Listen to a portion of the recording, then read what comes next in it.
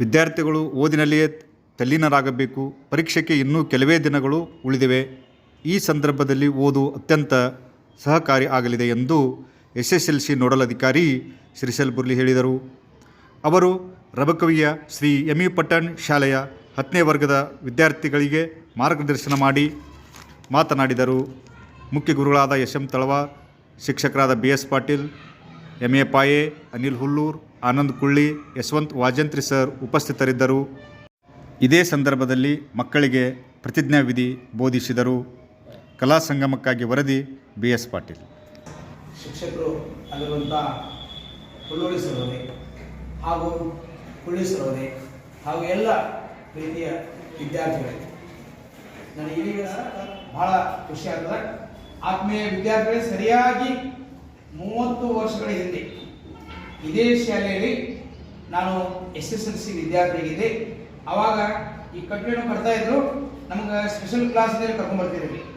ಸಾಬೂಸರು ಇಲ್ಲಿ ಬಂದು class ಕೊಡ್ತಿರುವಾಗ English.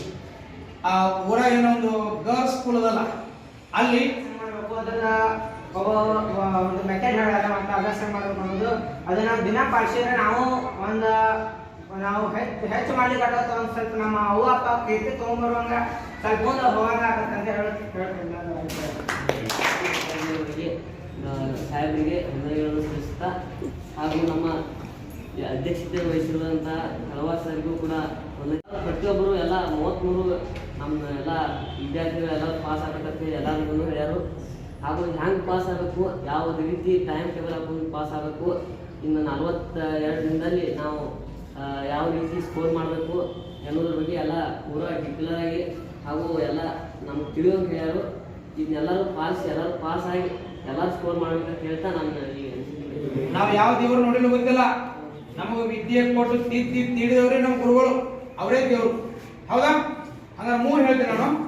ಒಂದೇದು ಕೈವಾಟ ಬಂದ ನಾನು ಈ ವರ್ಷ ನಡೆಯುವ SSLC ಪರೀಕ್ಷೆಯಲ್ಲಿ ಖಂಡಿತವಾಗಿ ಪಾಸ್ ಆಗುತ್ತೇನೆ. ಇದು ನನ್ನ ಒಂದೇ ಶಪಥ. ಈ ವರ್ಷ ನಡೆಯುವ ಪರೀಕ್ಷೆಯಲ್ಲಿ ನಾನು ನನ್ನ ಅತ್ಯುತ್ತಮವಾದಂತ ಪ್ರದರ್ಶನ ನೀಡಿ ಅತ್ಯುತ್ತಮವಾದ ಅಂಕಗಳನ್ನೇ ಪಡೆಯುತ್ತೇನೆ. ಇದು ನನ್ನ 2ನೇ ಶಪಥ. ನಾನು ನಾಳೆಯಿಂದ ಒಂದು ನಿರ್ದಿಷ್ಟ ವೇಳಾಪಟ್ಟಿ ಹಾಕಿಕೊಂಡು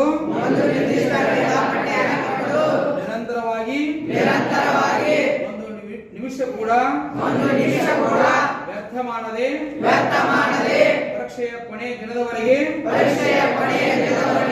ಅಭ್ಯಾಸ ಮಾಡುತ್ತೇನೆ.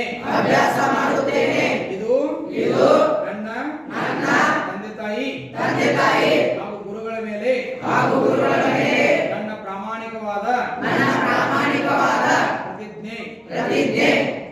ಜೈ ಪಟ್ಟಣ ಶಾಲೆ.